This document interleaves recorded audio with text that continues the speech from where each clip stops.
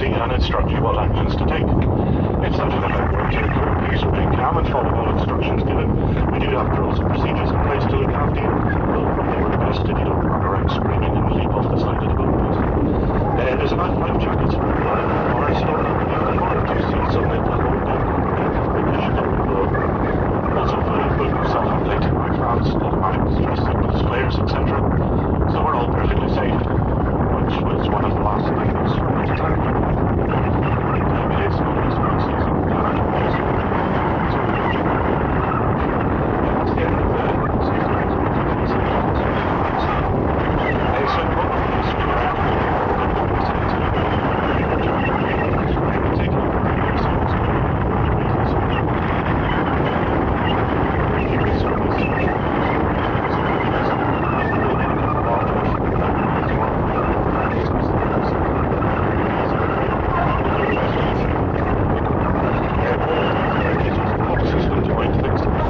front of the boat, 12 o'clock, to the right, 2, 3, etc. Off the left.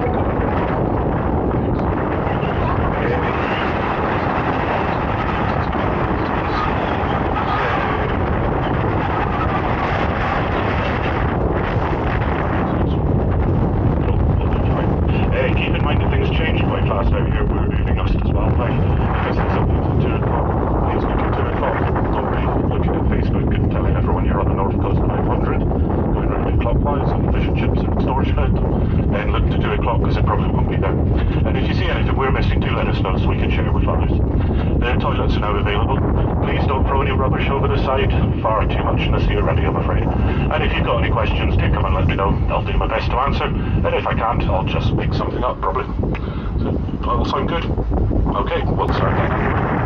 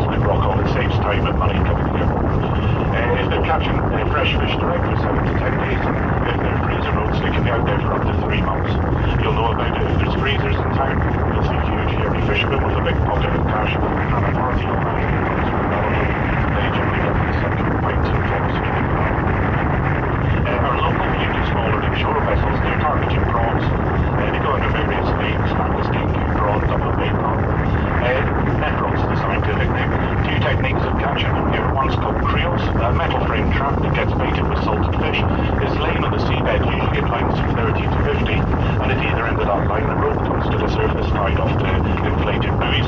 That's these big white orange buoys we're starting to see ready, and we'll see throughout the trip. Other techniques, trawling, the drag nets about. Unfortunately, that does destroy habitat. It catches species that don't want juvenile fish and things, which are often dead before they can be returned to the sea. The creels, you pick out the prawns and return everything else. However, downside to creels, it puts lots of rope into the water, which is entanglement risk to whales. So in 2013, myself and some other members of BT Malaran Whale Dolphin Rescue Group founded Europe's first disentanglement team, and we've released a number of binkies and 3 the waters we're in today are now a marine protected area, by the way, designated in 2014. Shouldn't be confused with the HPMAs that are currently causing controversy. HPMAs, under discussion at the moment in Scotland, have the potential to shut down everything. That includes even us, recreational users and anglers. There's serious fears out in the Highlands and Islands that could decimate already fragile economies, so there's a bit of opposition to that. The MPA was more of a compromise thing where we all negotiated a deal. And the final deal here was creelers, anglers and divers are okay anywhere. The trawlers we got restricted to smaller inshore vessels, only allowed in 3 sections now, and the big success we managed to get dredging back throughout. We're seeing habitat recovery as a result and the return of haddock and cod, so good news for fishing up the environment. And if you're a fan of shellfish, do try them while you're here. Our langoustine aren't so common elsewhere in the UK. About 80% are exported. The one I normally suggest is the seafood shack in Ullapool. The girls there take stuff straight off the plate, the boats onto the plate. Some of the freshest and best in the world, I'd say. They've won a number of national awards, and Mary Berry spent a week with them. She was so impressed by what they're up to. We're about to exit Inner Loch Broom. This is Anna Bay opening up round us.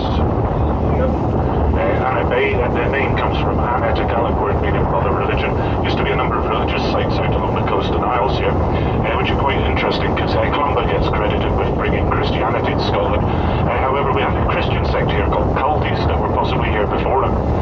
They came over from Rome, very early days, set up outposts in remote places like this, and in the instances in Scotland they actually adopted Celtic policies, which included no hereditary leaders, everyone had to be elected, and women had equal rights. This was back 6th, 7th century. Didn't go down too well with other state leaders and churches. That's why you don't hear too much about them. They were kind of written out in the history books. To our right there, Al Martin. It's not part of the Summer Isles. I'll come back to that later on. I think we're going to come home that way. And the mountain to the right is Benmore Koyak. That rises 783 metres, about 2,000 foot, kind of straight out to sea at some points. There's a fantastic ridge walk up along the top there for any walkers or climbers. That's the start of the Koyak Peninsula, running out on the right-hand side, goes out for Appleby Buoy out to Reef, and then drops back on the north side into the Loch Inver waters further north. The left side we're going down is the Scorrig Peninsula. It separates Loch Broom that we're in from Little Loch Broom in the south, where Dundonald is. Both peninsulas have communities out to them. I'll tell you more about when we get a bit closer.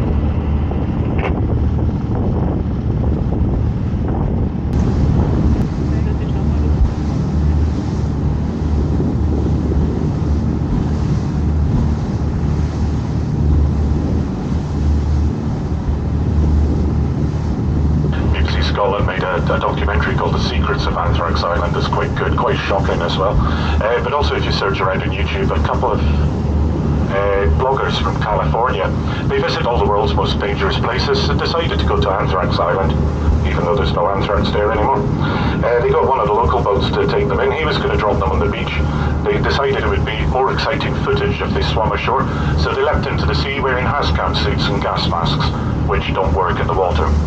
Splattered their way up the beach, went live online saying, "Dudes, we're in one of the most dangerous places on the planet and could die any minute." And some local children walked up in the background asking if they were there to do Duke of Edinburgh awards with them. That's quite a good bit of internet history.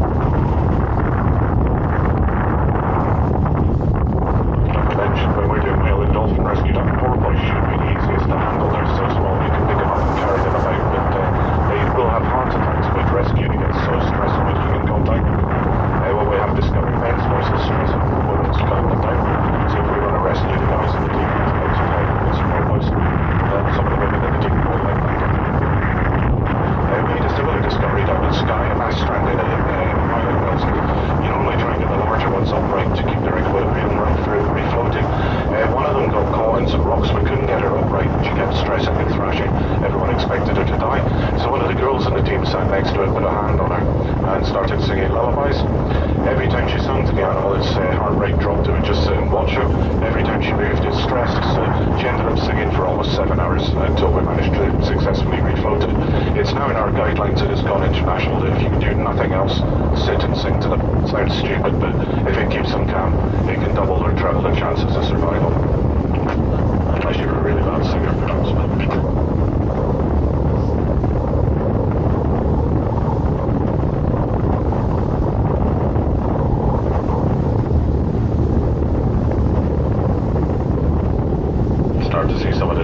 This is Tanneramore. We're coming up to the largest island and the only permanently inhabited.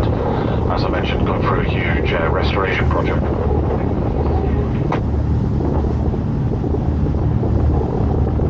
So there's Seal just up ahead on the left.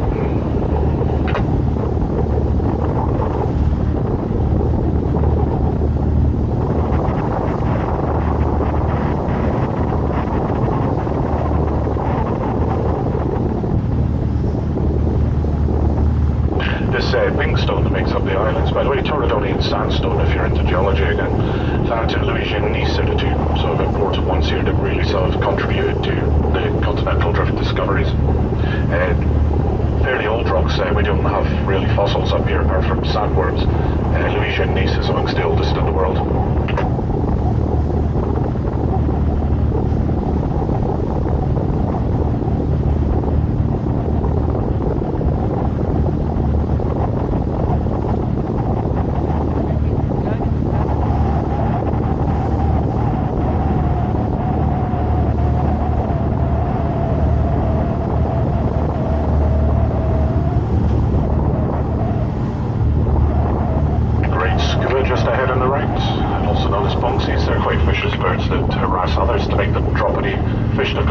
Sadly, that bird flew up here last year. Bronxies were one of the ones that were hit the worst. 60% of great skuas in the world come to Scotland to breed in the summertime. So we're still assessing the impact it's had on the world population, what took place last year. If you do come across dead birds on the beach at the moment, advice is don't touch them. You can either notify DEFRA, or if it's local here, just give me a shout through Shearwater, and we'll try and get someone out to sort it. It is a really bad virus. It's having a real bad international effect on bird populations.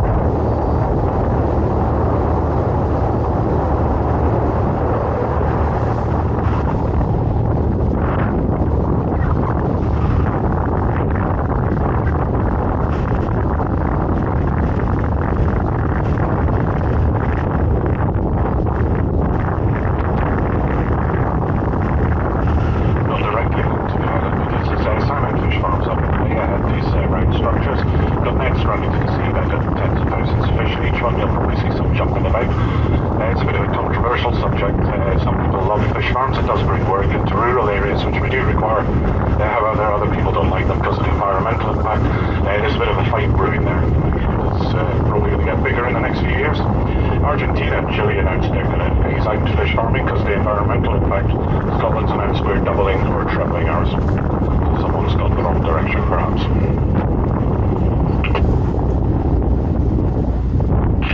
So some of the things that have been happening out here. Over on the left, if you see that old boat hauled up on the beach, a Liverpool puffer, a bit like the pair of handy puffers from the Clyde. The owner had that saved from being scrapped, restored it at a cost of $5 million and made it a 52-seat cinema, which I'm trying to convince him to let me take out my Xbox to play on, but not yet. It's over on the left, so it's behind the island now. I'll point it again.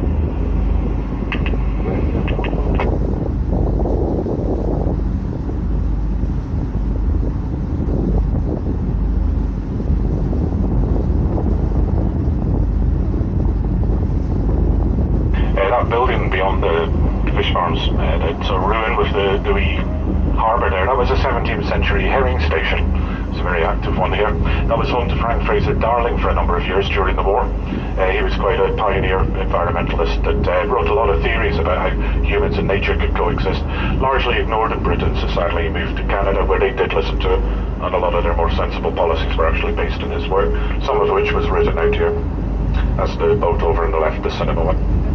Hold up on the beach. That's the old Cromarty ferry there too, that landing craft.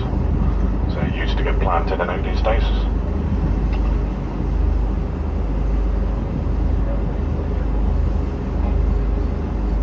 So, see some fish splashing about in the pens here. This is the salmon.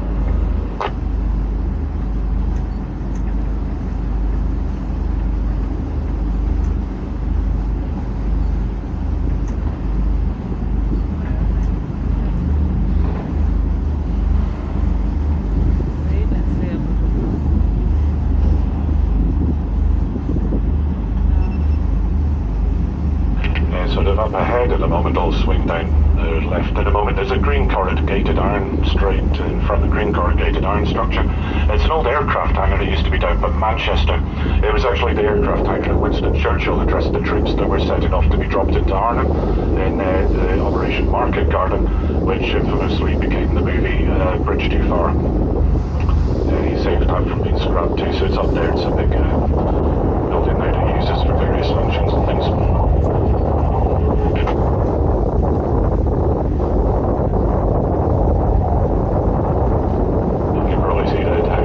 Restored to very high end using original stone and trades techniques. Little pink building just up from the beach there out about 10-11. That used to be in Balmoral Castle. That was known as the Gillies Ballroom. It's now a smokehouse. He's got a farm and butchers and all sorts out here.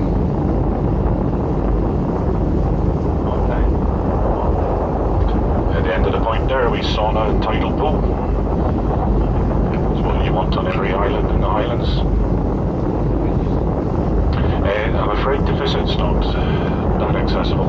He does do a lot of charity work for people like Help for Heroes and people with PTSD and stuff. To fund that, there's a charity on the island which charges other people to come and visit where unit costs of £1,500 to £4,000 a night. If anyone wants to be, you did book you a few nights, let me know.